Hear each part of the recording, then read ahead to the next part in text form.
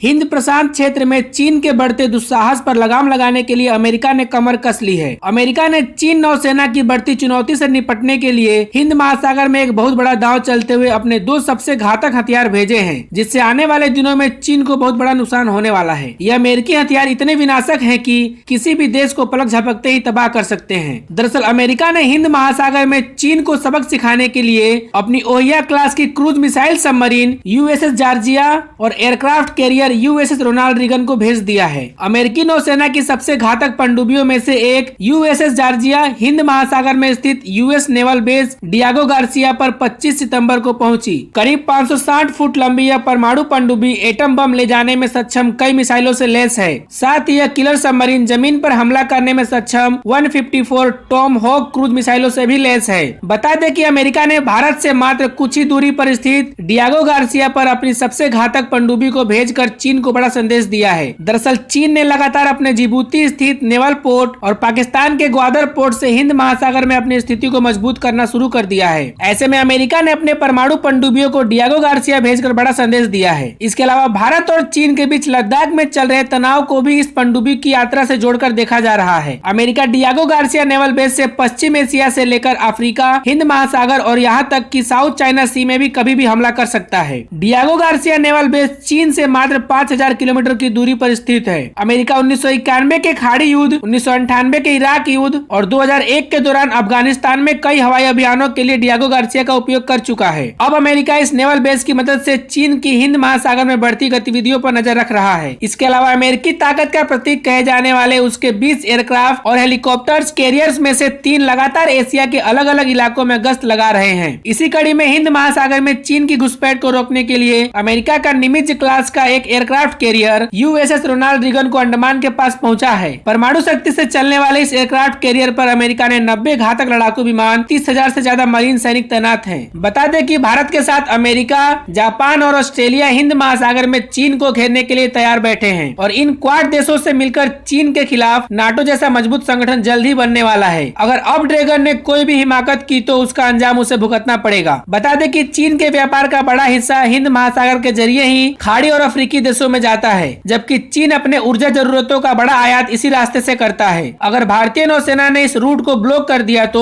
चीन को तेल सहित कई चीजों के लिए किल्लत झेलनी होगी। अभी चीन पाकिस्तान इकोनॉमिक कॉरिडोर भी पूरा नहीं हुआ है। ऐसे में चीन इस रास्ते भी कोई आयात निर्यात नहीं कर सकता, जिससे चीन को बड़ा नुकसान झेलना पड़ सकता है। तो दोस्तों, रोजाना फाइनेंस, फॉरेन पॉलिसी और डिफेंस से जुड़ी खबर देखने के लिए प्लीज हमारे चैनल को सब्सक्राइब करें। जय हिंद।